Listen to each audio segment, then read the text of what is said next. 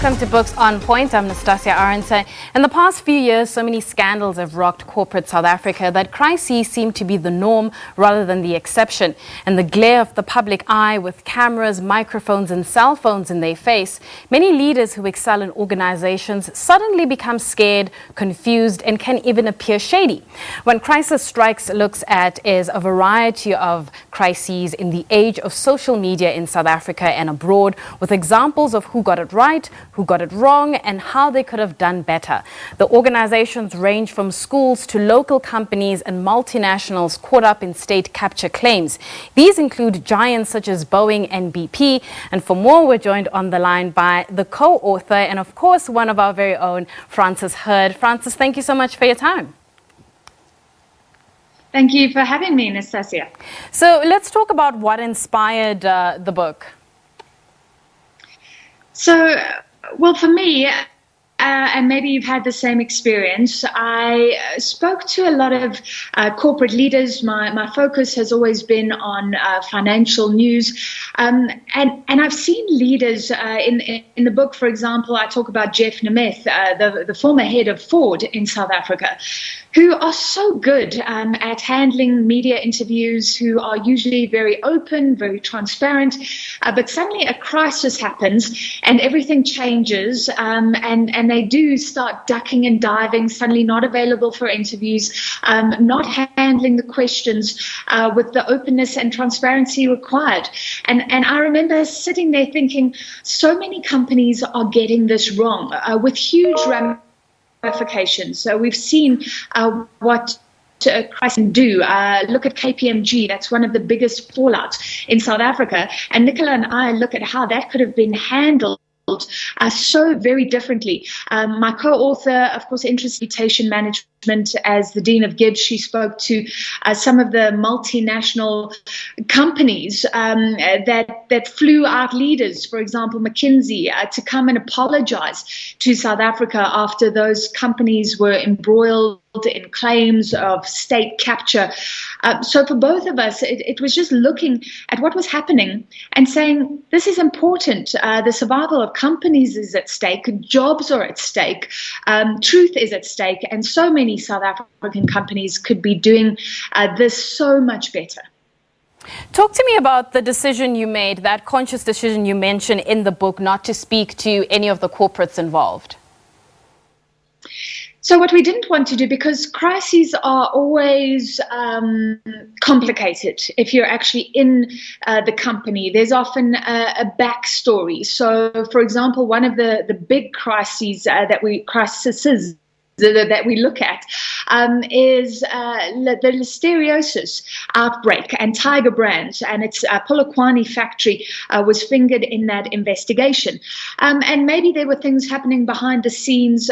We understand from reports that have come out that the insurance company, for example, didn't want Tiger Brands to admit culpability, because then suddenly the insurance claim won't be paid out. That's something that corporate leaders have to think about. But there are always those complications, and we thought that actually doesn't matter. We're going to look at how the corporates presented themselves to the public, because what you say publicly, what gets out there, what is reported in the press, that informs the opinions of people. We talk about the court of public opinion, and it informs perceptions, and you have to deal with perceptions when you're dealing with a crisis. It's no good to say, oh, well, we didn't do that. If people believe you did, you need to respond to the claims. You need to respond to the perceptions. So that's why we decided not to get involved in the backstory. I'm sure it's always complicated for business leaders to navigate. In the Ford case, you were dealing with a family very upset. He had died in a Ford car, but there was a dispute over culpability. So it's always complex, but we just thought, let's keep it simple. Look at what comes out publicly and how they handled the crisis, well or very badly in the public domain. Talk to me about a company that in this book that I'm sure viewers will come across that handled their crises really well from your perspective. It was hard to find those examples. It was easy to find the examples like Tiger Brands, like many of the companies involved in state capture. We looked at Woolworths in the Frankie's case, not speaking out quickly. So it was easy to find the mistakes. Looking for the companies that did well was a little bit harder.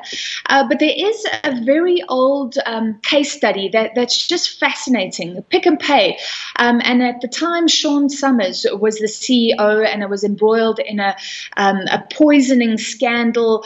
Somebody had sent a note to Pick and Pay saying, we're going to poison some tin foods. Then people found tin foods that had a thing on saying this has been poisoned.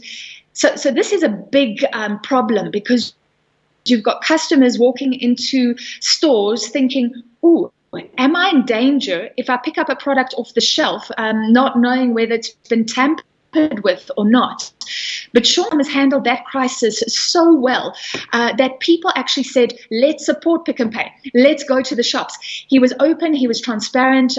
Jeremy Mads is quoted in the book as a journalist speaking to Sean Summers every day, giving the public updates on what was happening, on what Pick and Pay was doing to handle the crisis. So suddenly you have the right person who's the top leader, responsible for the brand, being very responsive, very transparent, and saying, this is what we're doing, and keeping the public informed all the way along.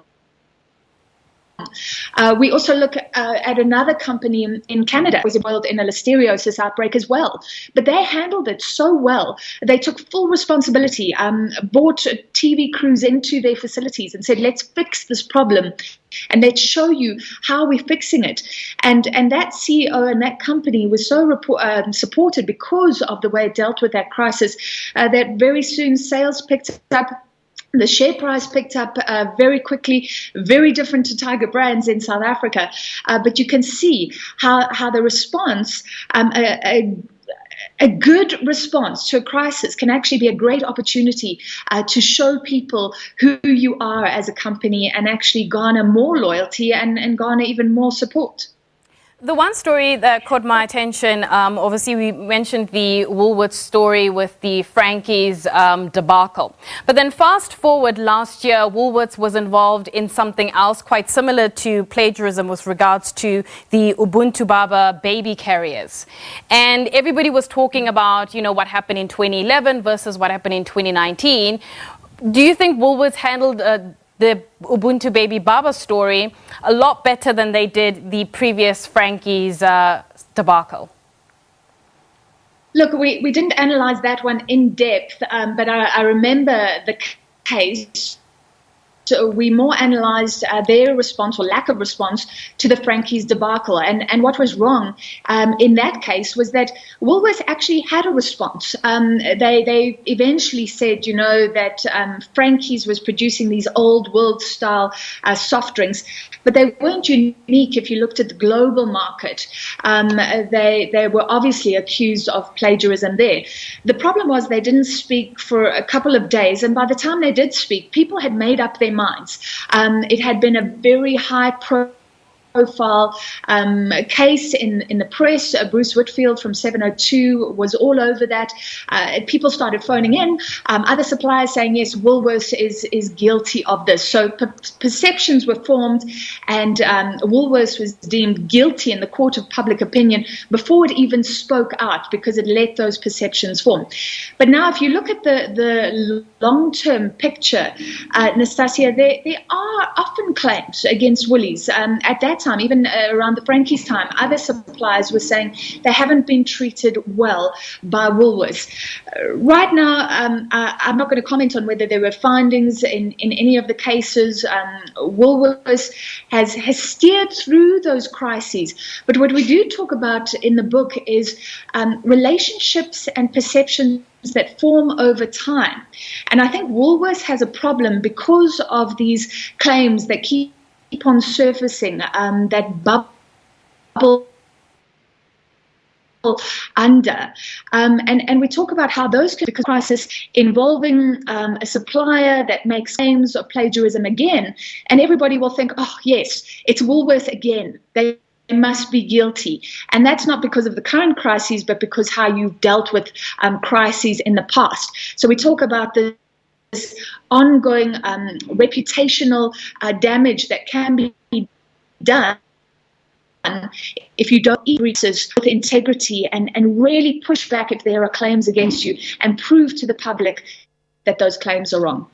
Well, Frances, we'll have to leave it there. Thank you so much for your time. That is Frances Hurd, who's the co-author of a new book titled When Crisis Strikes. That's it from me. We'll be back next week, but we have more news with my colleague Nzinga Kunta at the top of the hour. The weather details are up next. It's a goodbye from me.